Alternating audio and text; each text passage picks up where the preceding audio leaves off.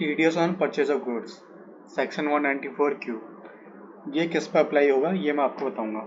Buyer पे होगा। The provision applies to a buyer making payments for the purchase of goods to a resident seller. ठीक है, ये buyer पे apply होगा जो कि गुड्स परचेज करता है एक रेसिडेंट सेलर से। ठीक है, ये इम्पोर्टेड गुड्स पे अप्लाई नहीं होगा। अब इसमें लिमिट क्या क्या है मैं बता देता हूँ आपको। परचेज वैल्यू जो है वो 50 लाख की होनी चाहिए एक सेम सेलर से।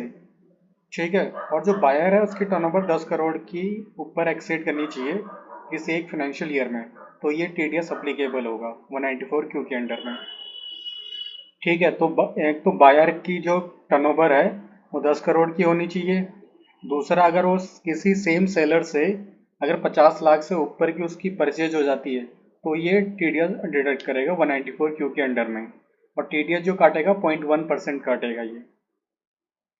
ठीक है, तो आपको एक अगर एक चीज़ और बता देता हूँ, अगर सामने वाले का पेन नहीं होता है, ठीक है, तो आपको यहाँ पे 5% टीडीएस डिडक्ट करना है। किसी और उसमें रेट में मैंने आपको बताया था कि वो मैक्सिमम 20% काटना है, पर अगर 94 क्यू के अंडर में की बात करें तो आपको 5% डिडक्ट करना है अगर सामने वाला आपको पैन नंबर फर्निश नहीं करता है तो। ठीक है, एक एग्जांपल ले लेता हूँ। A buys goods worth 80 lakh from B, और ए की जो टर्नओवर है 15 करोड़ की है। ठीक है, पहले तो एक कंडीशन सेटिस्फाई हो रही है कि जो ए की टर्नओवर है वो 15 करोड़ की है, 10 करोड़ से ऊपर की है। हाँ, ठीक है। दूसरा, जो ये बी से खरीद रहा है ये 80 लाख का इसने गुड्स परचेज किया है, तो यहाँ पे दोनों कंडीशन सेटिस्फाई हो रही है, तो ए को जो है वो बी का टीडीएस डिडक्ट करना पड़ेगा। अब टीडीएस जो है उसकी एक्सीडिंग लिमिट 50 लाख की है, तो 80 लाख इसने परचेज करा, उसमें से 50 लाख हटा दो तो 30 लाख, जो रिमेनिंग 30 लाख है वहाँ पे इसको 0.1% डिडक्ट करना है, यानी 3,000 रुपये काटना है। तो 3,000 रुपये 194 क्यू के अंदर में डिपॉजिट कर देगा।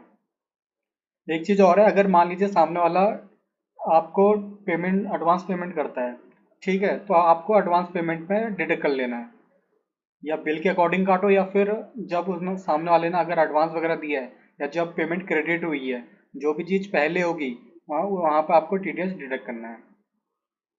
और टीडीएस जो है हमेशा जीएसटी को हटा के होगी, यानी कि उसमें जीएसटी का पार्ट इंक्लूड नहीं होगा। टैक्सेबल अमाउंट पर आपको टीडीएस डिडक्ट करना है 194 क्यू के अंडर में। ठीक है।